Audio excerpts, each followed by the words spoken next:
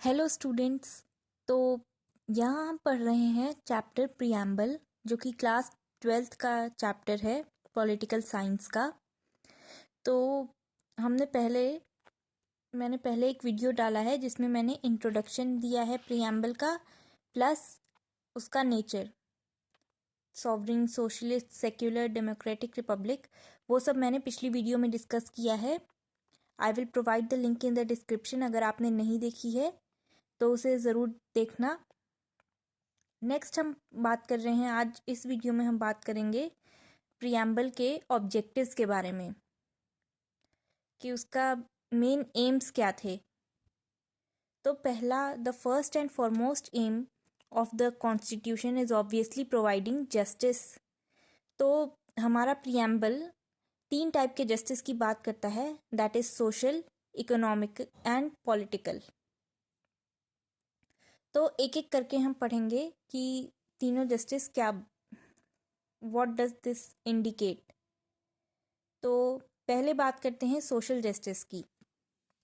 तो social justice का मतलब है कि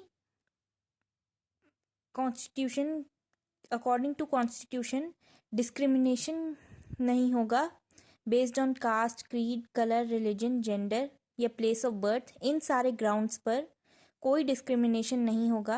हर किसी को राइट टू इक्वालिटी प्रोवाइड की गई है, और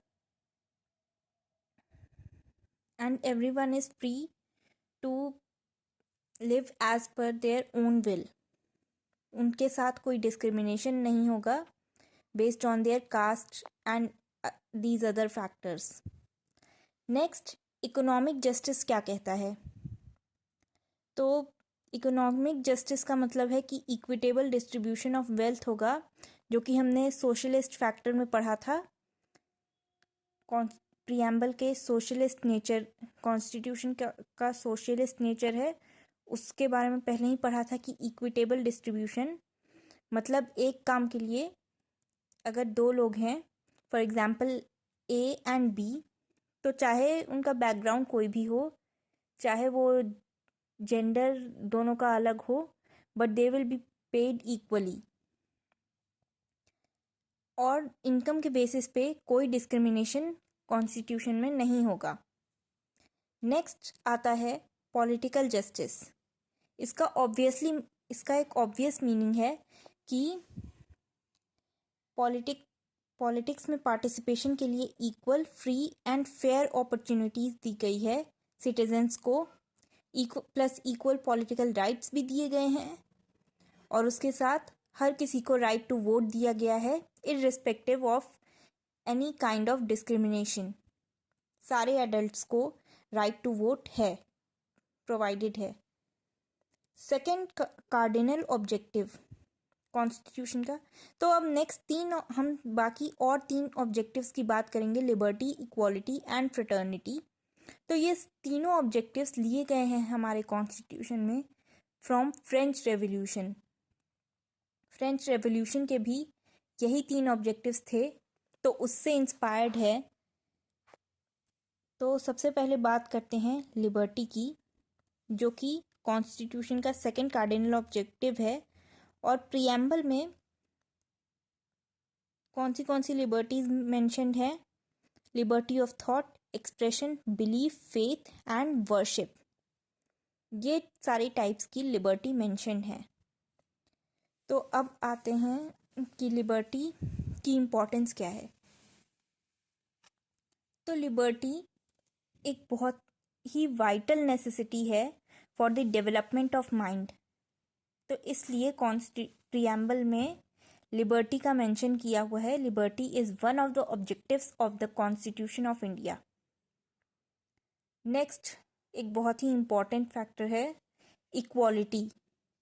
अब इक्वालिटी और लिबर्टी इंटर रिलेटेड हैं। लिबर्टी मतलब छूट, फ्रीडम, तो हर चीज़ को करने का फ्रीडम है। साथ ही हर किसी को equality of status and opportunity मिली हुई है। तो स्टेटस का मतलब है कि all persons are equal and free citizens of India. enjoying the equality before law. तो equality before law मतलब हर किसी को equal, everyone is equal in the eyes of law. और opportunity मतलब हर किसी को डेवलप करने के लिए, अपनी स्किल्स बढ़ाने के लिए, अपना पर्सनल डेवलपमेंट के लिए एडिक्वेट अपॉर्चुनिटी दी गई है. तो इसका पर्पस है इक्वालिटी. कॉन्स्टिट्यूशन में इक्वालिटी एज एन ऑब्जेक्टिव डालने का पर्पस ये है कि हर टाइप का डिस्क्रिमिनेशन या रिस्ट्रिक्शन जो है उसे एंड करना. So that's all about equality. अब आते हैं फ्रेटर्निटी पे. तो फ्रेटर्निटी का पहले मतलब समझ जाते हैं. कई बच्चों को इसका मतलब नहीं पता होता. तो फ्रेटर्निटी का मतलब है अ फीलिंग ऑफ यूनिटी, एकता की. फ्रेटर्निटी का मतलब है एकता, एकता की भावना. तो किस टाइप की यूनिटी? तो स्पिरिचुअल और साइकोलॉजिकल यूनिटी. तो इसका पर्पस है एक इंडिविजुअल की डिग्निटी, यूनिटी और इंटीग्रिटी को सिक्योर करना. तो ये सारे थे हमारे प्रीएम्बल के ऑब्जेक्टिव्स. आई होप ये वीडियो आपको पसंद आया हो. All the best for your exams.